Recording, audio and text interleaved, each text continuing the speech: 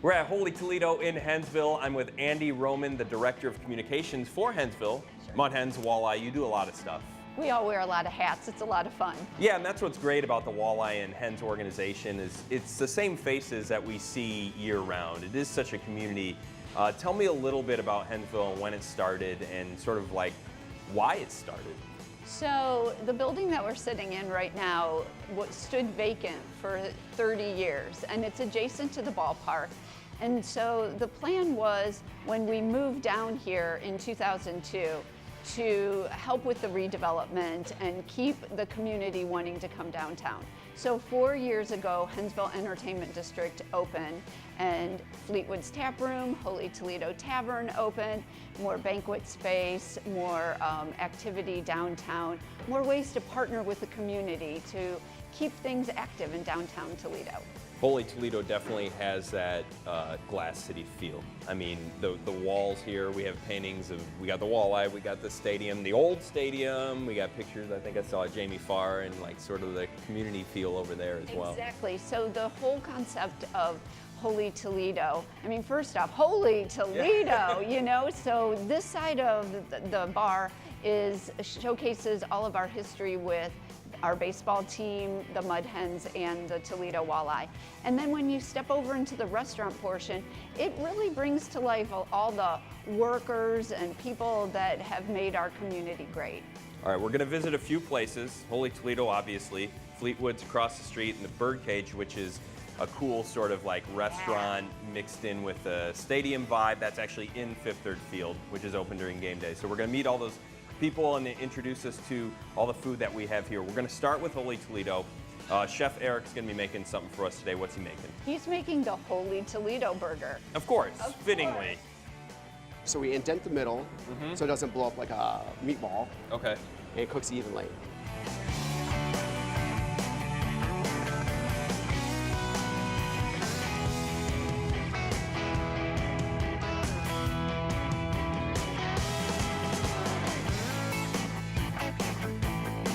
So you're gonna start us off with the Creole mustard? Yes, this is our special sauce. And I imagine it's got obviously mustard involved, and then It's got a little heat to it, a little kick, yes. a little kick to it. Let me try a little bit of that. Yeah. That's really good. It's sweet, and you're right, it's sort of got like a little bit of a aftertaste, but nothing too spicy. So if you don't like spice, you're okay there. All right, so we got the lettuce. We'll put a couple pickles on there. Top off with the onion rings. onion rings. That's the uniqueness. Finish with a knife. Stab it right down there, huh? And our little stylish basket of fries. Once again, hand-cut fries. Hand-cut fries, cut daily here. Go through 500 potatoes a week. Look at that. All the levels, all the layers there. What's the cheese again that we got on here? It's a sharp white cheddar cheese. Great flavor with that burger and that sharp cheddar cheese. And that onion ring too, it just gives it that little bit of crunch. I like the simplicity to it. Yes. But also bursting with flavor. So this is the Holy Toledo with the exclamation point burger at Holy Toledo. Now we're gonna find out what they have at Fleetwood's. We're over here at Fleetwood's with Rob Wersinski, and you have a long title, so I'll let you say what it is. Community Relations Communications Manager for the Mud Hens and Walleye. You've probably seen this guy on TV as well. You do walleye games. Do you do stuff with the hens too? I do the charity work for the teams, and I also help out in the marketing department and get my face in front of the camera whenever needed.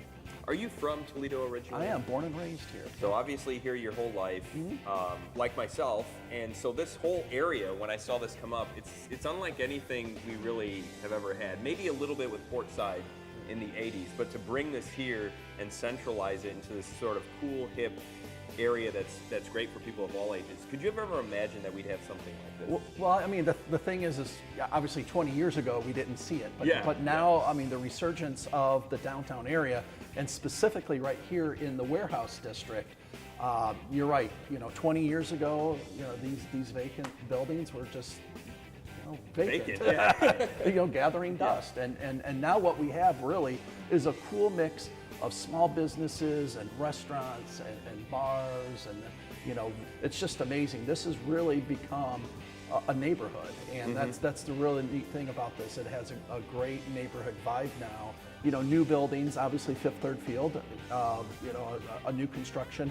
Or this building here, the Fleetwood's building, is repurposed, the old Spangler Candy Warehouse. It just adds to what is a really thriving, urban neighborhood, which is really neat. And they keep a lot of that character. Like, you can tell that this has a long history. I mean, if you look at the ceiling, very rustic, very warehouse feel.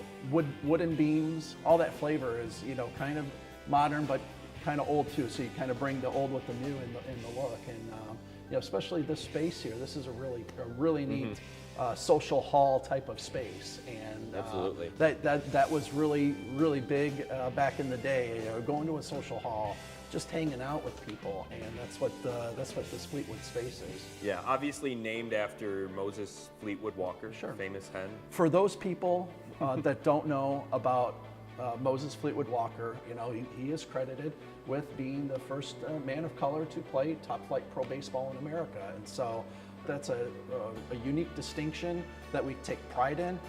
There is a state historical marker right at the corner of Huron and Washington, right at the main gate of the ballpark. If you've come to Fifth Third Field and you just walk by those historical markers, take a second and read it. It tells you a little bit about Moses Fleetwood Walker and his accomplishment. What can we expect from Fleetwood's as far as like food-wise, people come in here? Well, obviously the draw is right behind here. We have 48 taps with craft beer, many of them local brews too.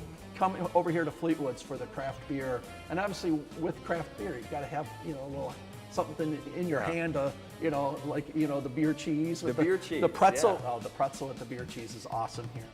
Thanks, Rob. Yeah. Appreciate it. Not a problem. Fleetwood's, you heard him, it's like a social hall. Yeah. And the beer cheese, I think that's what Chef Eric's gonna be whipping up for us. So we're gonna head back across the street, meet up with him again, try some of this beer cheese.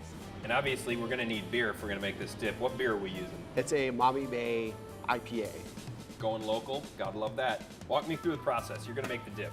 All right, so we start with the cream cheese, dry mustard, cayenne pepper, That's gonna give it a kick, we know that. Love to hear that. sriracha. Even more of a kick. So you're gonna give that a blend before we add the rest. Yes, so we're going to pulse this, add some cream, just to loosen it up, A little bit, huh? just a little bit, a little beer. Oh, my favorite part. That and the cheese. Well, then the beauty of that is why you do, one for you, one for me, right? And is that sharp cheddar? Yes, it's a sharp cheddar. And then we pulse that a little bit more. Shareable for maybe a Shareable for couple people going out couple on a guys. date night, or maybe one hungry person. Can I just dip in here and just get a Absolutely. little bit of that sriracha and that cayenne pepper that really comes through, but not in an overwhelming way. Again, it's just like a little heat. Yes. if you're not a huge fan of spice or heat, it's not gonna, deter you from eating this. This is the beer cheese pub dip with the giant pretzel at Fleetwood's. Excellent, excellent stuff.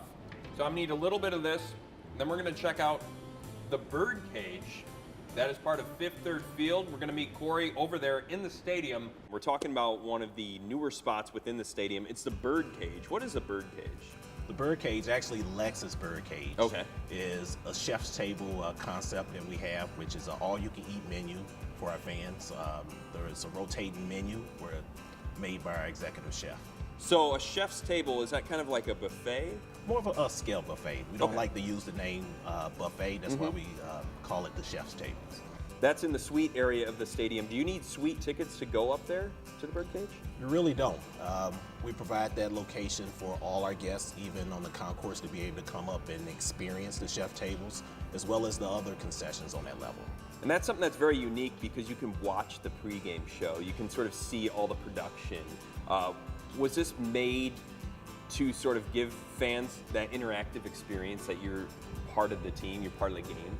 Yes, it was. And that's one of those really cool things I think that we see specifically here. You guys do it so well, but minor league ballparks really try to bring fans in and give them that unique experience that you wouldn't get at a major league ballpark. The big thing is creating a fanatical experience for our guests, and everything that we can do to make that possible, we do. So we don't consider it going above and beyond. We consider it just be an everyday thing for us. That's awesome. Thank you very Yes. much, Corey. Appreciate it. Let's go up and see Chef Eric again. We're not making anything right now because you have all of this delicious dessert prepared. Yes. So we have some M&Ms and gummy bears for the kids, key lime pie, some chocolate cake, lava cake, chocolate truffles. So this changes with each theme night we have. Okay. How is that? It's very good. And the chocolate cake, Everybody loves chocolate. and I just want to try before we finish up. This is a lava cake. A lava cake, yeah. Look at that. Look how good. And to break off the little piece and eat the big piece. Once again, this is at the Birdcage. Take a look at the Mud Hens website. Find out what they're doing that night. And, oh, look at that. And then it's oozing. So much delicious food in Hensville. I'd shake your hand, but I don't know. It's good. Chef Eric, the new chef here at Hensville. Thank you to Andy, Rob, Corey, everybody here. Come down to Hensville.